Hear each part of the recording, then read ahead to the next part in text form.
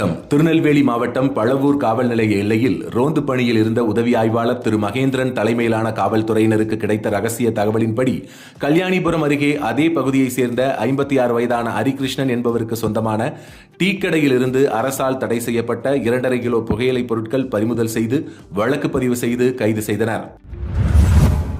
வந்தே மாதரம் பாடலின் 150ஆம் ஆண்டு நிறைவை முன்னிட்டு மத்திய தொழில் பாதுகாப்பு படை CISF சார்பில் தேசிய அளவிலான மக்கள் தொடர்பு மற்றும் விழிப்புணர்வு முயற்சியாக வந்தே மாதரம் கடற்கரை சைக்கிள் பேரணி நடத்தப்படுகிறது.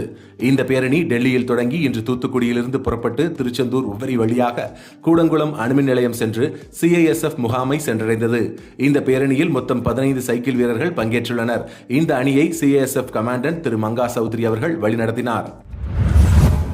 திருநெல்வேலி மாவட்ட காவல் கண்காணிப்பாளர் டாக்டர் வி பிரசன்னகுமார் IPS அவர்கள் உத்தரவின்படி பத்தமடை, கங்கைகொண்டான் மற்றும் வீரவநல்லூர் காவல் நிலைய எல்லைக்குட்பட்ட முக்கிய பகுதிகளில் காவல்துறையினர் பொதுமக்களுக்கு இன்று கஞ்சா, குட்கா போன்ற போதைப் பொருட்களை பயன்படுத்துவதால் ஏற்படும் தீமைகள் குறித்தும் ஹெல்மெட் அணிவதன் அவசியம் குறித்தும் விழிப்புணர்வு ஏற்படுத்தினர்.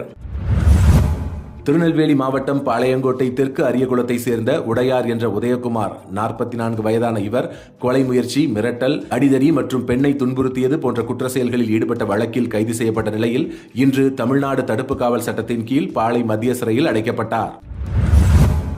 இந்தியாவிற்கு சுற்றுலா வந்த ஆஸ்திரேலிய பெண் வால்கர் லூசி நமது நாட்டின் பாதுகாப்பு மற்றும் கலாச்சார பன்முகத்தன்மை குறித்து பாராட்டி வெளியிட்ட வீடியோ இணையத்தில் வைரலாகி வருகிறது. வெளிநாட்டினர் மத்தியில் இந்தியா குறித்து நிலவும் தவறான பிம்பங்களை உடைக்கும் வகையில் இங்குள்ள மக்கள் காட்டும் அன்பு, உபசரிப்பு மற்றும் பாதுகாப்பான சூழல் தன்னை வியக்க வைத்ததாக அவர் நெகிழ்ச்சியுடன் குறிப்பிட்டுள்ளார்.